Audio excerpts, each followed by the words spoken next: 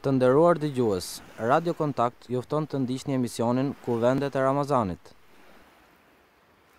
Kësaj radhe kemi zgjedhur për ju komentin e një hadithi i cili transmetohet nga shoku i Profetit alayhis salam, Ebu Nejih el-Irbad bin Saria. Ai tregon: një herë i dërguari i Allahut alayhis salam na bëri një predikim prej të cilit na u dridhen zemrat dhe na lotuan syt, ndaj dhe i tham: O i dërguari i Allahut, duket sikur ky është predikimi i lamtumirës, prandaj na porosit. Ai tha: ju porosis të keni frikë Allahun e madhruar. Duhet ta dëgjoni dhe t'i bindeni udhëheqësit tuaj, edhe sikur të vijej në krye një skllav, sepse nëse do të jetoni gjatë, do të shihni shumë konflikte e ngatresa. Prandaj ju duhet të ndiqni vetëm rrugën time dhe rrugën e kalifëve të drejtë pas meje. Kapuni fort pasaj dhe ruhuni nga shpikjet në fe, sepse çdo shpikje në fe është humbje. Këtë hadith e kanë transmetuar Ebu Dauti dhe Tirmidhiu, duke e cilësuar si hadith të vërtet. Koment. Hadithi është shumë i rëndësishëm. Në të tregohet se profeti alayhis salam mbante këshilla e predikime në vazhdimsi. Këto predikime bëheshin zakonisht mbas namazit të sabahut, por jo gjithnjë, që njerëzit të mos mërziteshin, siç tregohet tek Buhariu dhe Muslimi. Ndaj dhe Ibn Mesudi radhiyallahu anhu i mbante predikime çdo ditë të enjte. Predikimi përmban këshilla për kujtim të Allahut dhe të asaj çka na pret. Predikimet e profetit alayhis salam ishin aq të forta dhe prekse, saqë zemrat e dëgjuesve tronditeshin nga frika e Allahut dhe sytë e tyre lotonin. Kështu, dietarët nuk duhet të mjaftohen vetëm me mësimin e rregullave të fesë, por edhe të predikojnë. Predikimi duhet të ketë tone të forta që të dridhen zemrat. Transmetohet se kur ligjëronte profeti alayhis salam dhe përmendte ditën e Kiametit, shtohej ashpërsia e tij, e ngrinte zërin dhe i skuqeshin syt e i fryheshin damarët e qafës. Thënia e tij: o i dërguari i Allahut, duket sikur ky është predikimi i lamtumirës, prandaj na porosit, tregon se predikimi i profetit alayhis salam ishte më i fuqishëm se zakonisht në frikësimin dhe paralajmërimin e shokëve të tij, dhe kjo bëri që ata të mendojnë se ai ishte predikimi i fundit.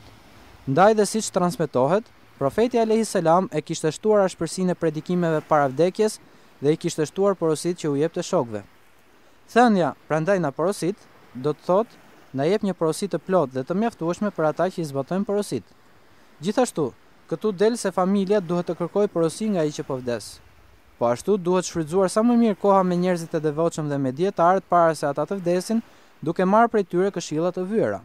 Thënia, ju porosis të keni frikë Allahun e madhruar, përmbledh në vetvete gjithçka që i nevojitet njeriu në këtë botë dhe në botën tjetër, pasi frika ose devotshmëria ndaj Allahut nënkupton zbatimin e urdhrave të tij dhe largimin nga gjërat që ai ka ndaluar. Ky është edhe thelbi i shariatit. Allahu e bëri të përkohshme lumturinë e kësaj bote, ndërsa lumturinë e botës tjetër e bëri të pafundme. Dhe kjo lumturi mund të arrihet vetëm nëpërmjet devotshmërisë, pra frikës ndaj Allahut. Kjo porosi është dhënë të gjithë popujve, siç ka thënë edhe Allahu i madhruar në Kur'anin e Shenjtë: ne i porositëm popujt e mëparshëm që u dham librin, ashtu si dhe juve që të jenë të devotshëm e ta kenë frikë Allahun. Devotshmëria ose frika nga Allahut paraqitet në 3 shkallë. Shkalla e parë është të ruhesh nga dënimi i përjetshëm në zjarr, duke ju larguar idhujtarisë, siç thot Allahu i madhruar, dhe zgjodhi për besimtarët fjalën e devotshmërisë. Pra, fjalën la ilaha illallah, nuk ka zot tjetër veç Allahut, e cila të shpëton nga idhujtaria dhe nga përjetësia në zjarrin e xhenemit që vjen si pasojë e devotshmërisë. Shkalla e dytë e devotshmërisë është i largohesh çdo gjëje të ndaluar, qoftë edhe më të voglave. Ky është edhe kuptimi i devotshmërisë sipas shariatit, që del nga fjala e Allahut të madhruar. Nëse banorët e Mekës do të besonin dhe do të ishin të devotshëm, do të hapnin dyert e bereqetit të qiellit. Të njëjtën ide e ka shprehur edhe Omer bin Abdulaziz kur ka thënë: devotshmëria është të largohesh gjërave që ka ndaluar Allahu dhe të zbatosh detyrimet që ka caktuar ai. Pastaj, nëse Allahu të jep edhe ndonjë gjë tjetër shtesë, kjo është e mirë mbi të mirat. Shkalla e tretë e devotshmërisë është të largohesh çdo gjëje që është përqendron sadopak fshehtësinë tënde nga Allahu.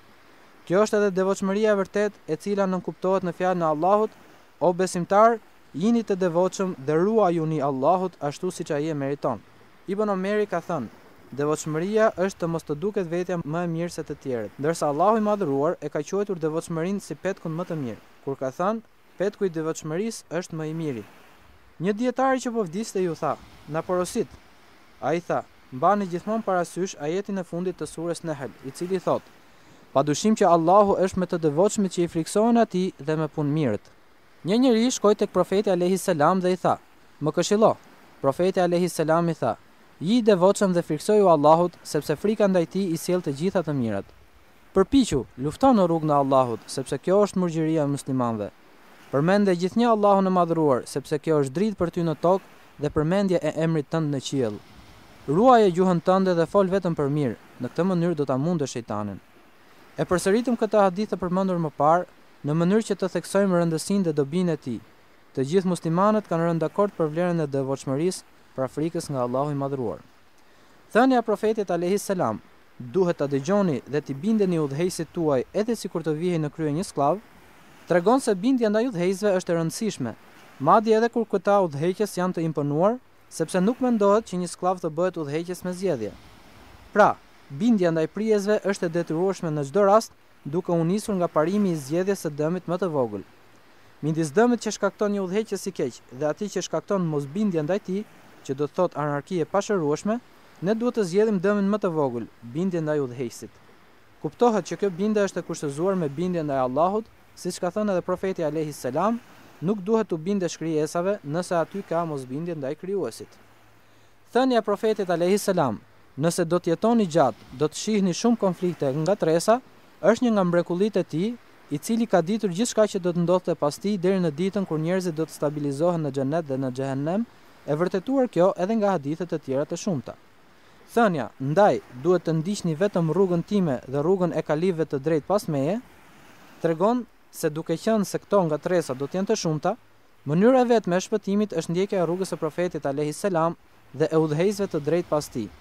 Të ndjekësh rrugën e profetit alayhis salam do të thotë të zbatosh të gjitha parimet e besimit dhe rregullat e punëve praktike të detyrueshme ose të pëlqyeshme që ka sjell ai. Ndërsa udhëheqësit e drejtë pas profetit alayhis salam që duhen ndjekur janë Ebu Bekri, Omer bin el-Khattabi, Uthman bin Affani, Ali bin Abi Talibi dhe Hasani i biri Aliut, Allahu qoftë i kënaqur prej tyre. Thënia e profetit alayhis salam: "Ruhuni nga shpikjet në fe, sepse çdo shpikje në fe është humbje", tregon se ne duhet të ruhemi nga çdo gjë e re që futet në fe. Këto gjëra quhen bidate. Pra, bidat quhet çdo gjë që është ndryshe nga çka urdhëruar sheriati ose është e pabazuar në të, sepse dihet që e drejta dhe e vërteta vijnë vetëm nga sheriati dhe pas kësaj ka vetëm humbje. Tirmidhiu ka transmetuar se profeti alayhis salam ka thënë: "Hebrejt u ndanë në 71 grupe, të krishterët u ndanë në 72 të tilla, ndërsa pasuesit e mi do të ndahen në 73 grupe."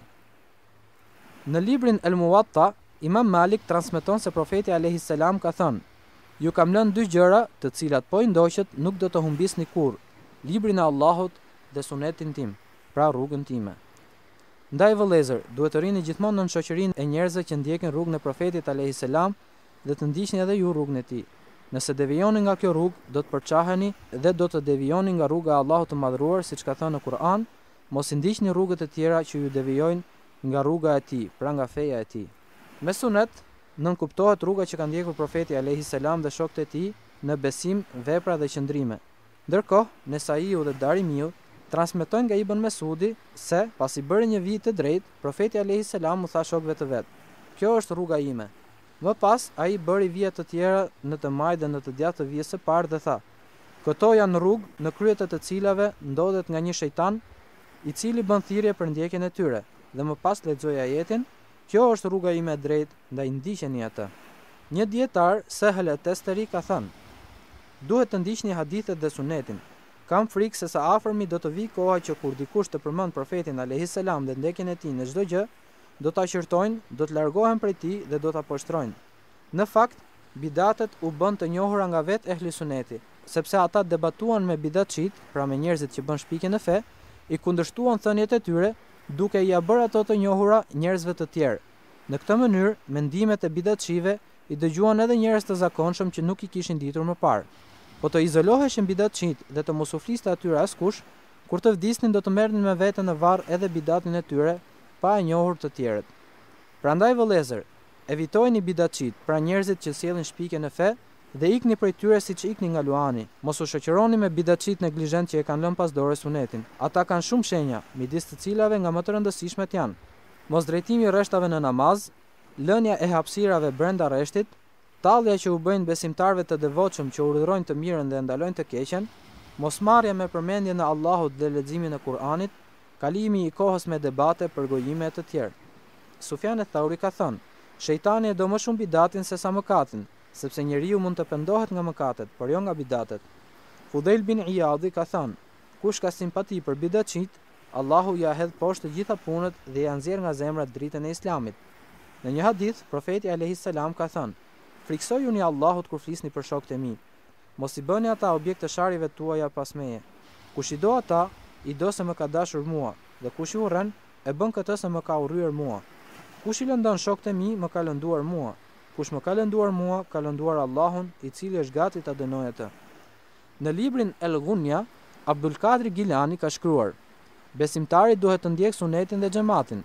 Suneti është çdo gjë e vendosur nga profeti alayhis salam, ndërsa xhamati është çdo gjë e vendosur nga shokët e profetit alayhis salam gjatë udhëheqjes së 4 kalive të drejtë, Allahu i mëshiroft. Besimtari nuk duhet i shtoj bidatçit, nuk duhet u afrohet atyre dhe nuk duhet i përshëndes, sepse Imam Ahmedi ka thënë: Kush i jep selam një bidatçiu, tregon se e do atë, pasi profeti alayhis salam ka thënë: Përhapni selamin në mes jush që të duheni. Gjithashtu, ai nuk duhet të ulet me ta, nuk duhet t'i ngushëlloj, nuk duhet t'i uroj në raste festash apo gëzimesh, nuk u afal xhenazen dhe nuk kërkon mëshirë për ta kur përmenden pas vdekjes.